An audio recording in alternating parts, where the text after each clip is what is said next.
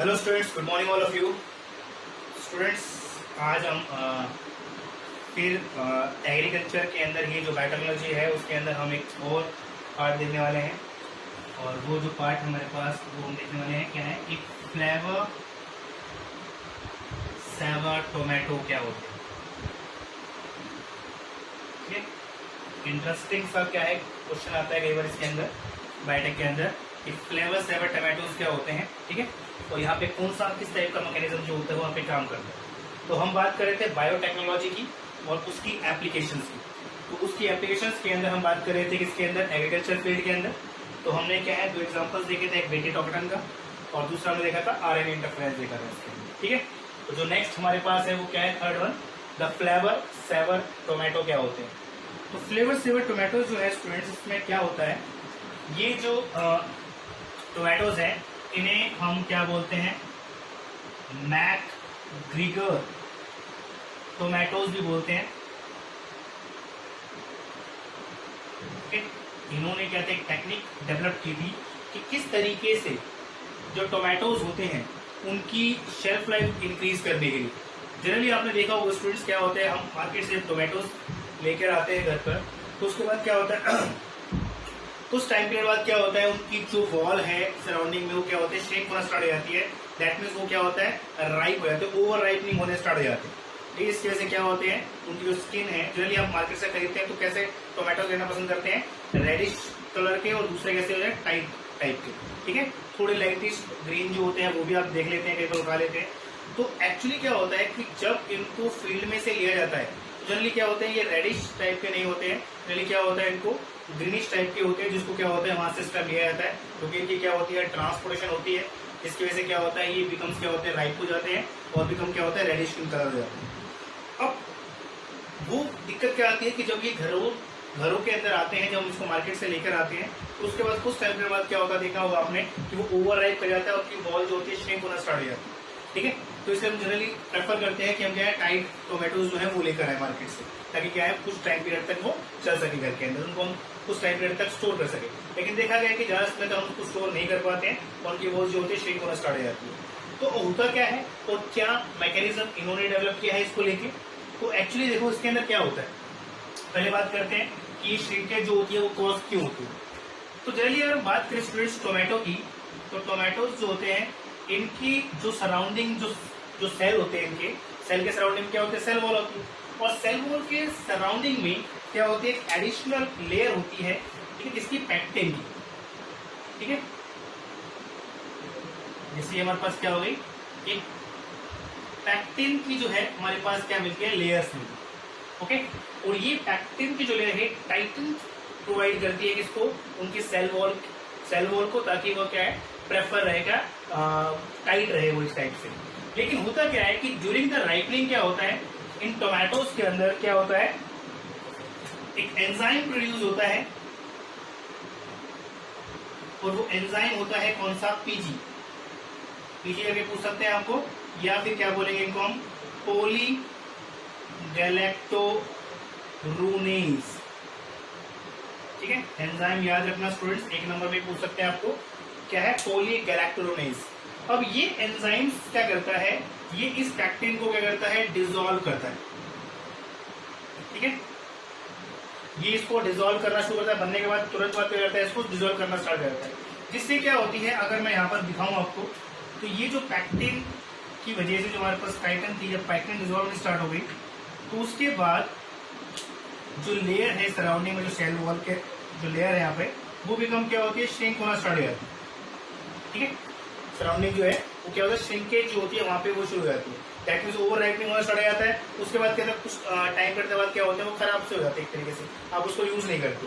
ठीक है, तो एक्चुअली क्या करना है, उसमें मैकेनिज्म करना है किस तरीके से इनकी शेल्फ लाइफ को इंक्रीज किया जाए, ताकि ये लॉन्ग टाइम तक क्या कर सके, इनको स्टोर कर सके हम और इनको यूज कर सके। ठीक है, इससे हमारे पास क्या होगा, जो वेस्टेज क्रिएट होगी वो बहुत कम से कम होगी, और उसको ज्यादा समय तक क्या है, उसको स्टोर कर पाएंगे और अच्छे से क्या कर पाएंगे, उनको यूज कर पाएंगे।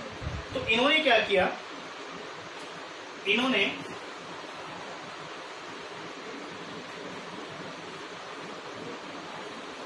क्या लिया, इस जीन को, दैट मीन्स पीजी जीन जो है, इसको क्या किया इन्होंने, आइसोलेट कर लिया।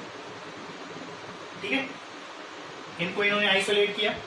अब पीजी जीन का काम क्या होता है, अगर इस जीन की बात करें हम, तो ये जीन नॉर्मली जब क्या करेगा, ट्रांसक्रिप्शन करेगा, तो ट्रांसक्रिप्शन करने के बाद क्या बनाएगा, ये एमआरएनए प्रोड्यूस करेगा। अब ये एमआरएनए जो है ये क्या करेगा, ट्रांसलेशन करेगा और क्या बनाएगा, एंजाइम प्रोड्यूस करेगा। ये प्रोटीन बनाएगा, एंजाइम बनाएगा, और ये एंजाइम क्या करेगा, डिसॉल्व करना स्टार्ट करेगा। तो उन्होंने क्या किया, इस जीन को आइसोलेट किया। ठीक है, पीजी जीन जो है इसको इन्होंने आइसोलेट किया। अब आइसोलेट करने के बाद जरूरी बात है कि इसको क्या किया, लैबोरेटरी के अंदर इन्होंने क्या किया, इसमें क्या हुई, ट्रांसक्रिप्शन हुई, और ट्रांसक्रिप्शन करने के बाद इन्होंने क्या प्रोड्यूस किया, एमआरएनए प्रोड्यूस किया। ओके, और इस एमआरएनए के बाद इन्होंने क्या इस्तेमाल किया, यहाँ पे इन्होंने इस्तेमाल किया enzyme that is reverse transcriptase. Okay, इसका इस्तेमाल करने के बाद इन्होंने क्या डिजाइन किया, इन्होंने क्या बनाया, complementary DNA that is called cDNA। इन्होंने क्या प्रोड्यूस किया, cDNA प्रोड्यूस किया। कौन सा, स्पेसिफिक जीन इन्होंने आइसोलेट किया। ठीक है, इन्होंने पीजी जीन जो था, जो इसके रिस्पॉन्सिबल है, उसको आइसोलेट किया, लैबोरेटरीज के अंदर क्या किया, उसका एमआरएनए प्रोड्यूस किया, with the help of the reverse transcriptase उन्होंने क्या बनाया, इसका कॉम्प्लीमेंट्री डीएनए बना दिया। अब ये कॉम्प्लीमेंट्री डीएनए जो है ये किसकी कॉम्प्लीमेंट्री है, अगर देखा जाए तो एमआरएनए का ही कॉम्प्लीमेंट्री है। ठीक है, दैट मीन्स क्या है, ये जो एमआरएनए था इसका जो हमारे पास यहाँ पे स्टैंड है एमआरएनए का, इसी का तो कॉम्प्लीमेंट्री है ये। तो अब इन्होंने क्या किया, इसके बाद इस कॉम्प्लीमेंट्री डीएनए को इन्होंने क्या कर दिया, प्लांट के अंदर इंट्रोड्यूस किया। ठीक है, उन प्लांट्स जो थे उनके अंदर इनके अंदर इंट्रोड्यूस किया। अब इंट्रोड्यूस करने के बाद क्या हुआ, अब जैसे ही प्लांट जो है, अब ये प्लांट के पास नॉर्मली क्या था, अब इसके अंदर प्लांट के अंदर एक नॉर्मल कंडीशन चल रही है। जैसे प्लांट के अंदर क्या हो रहा है, वहां पे हमारे पास क्या हुआ कि प्लांट के पास भी क्या है, पीजी जीन है। ठीक है, अब ये जीन क्या करेगा, नॉर्मली वहां पर क्या हो रही है, ट्रांसक्रिप्शन हो रही है, और नॉर्मल ट्रांसक्रिप्शन हो रही है तो क्या बन रहा है वहां पे, एमआरएनए प्रोड्यूस हो रहा है वहां पे, और ये एमआरएनए हमारे पास क्या आ गया, ये पूरा इसकी बोले तो एंटायर जीन आ गया इसके, एंटायर जीन के अंदर क्या पीजी जीन भी है कहीं पे समवेयर, और ये जीन हमारे पास क्या आ गया, फॉर एग्जाम्पल पीजी जीन आ गया, इसका क्या है, ये एमआरएनए प्रोड्यूस है।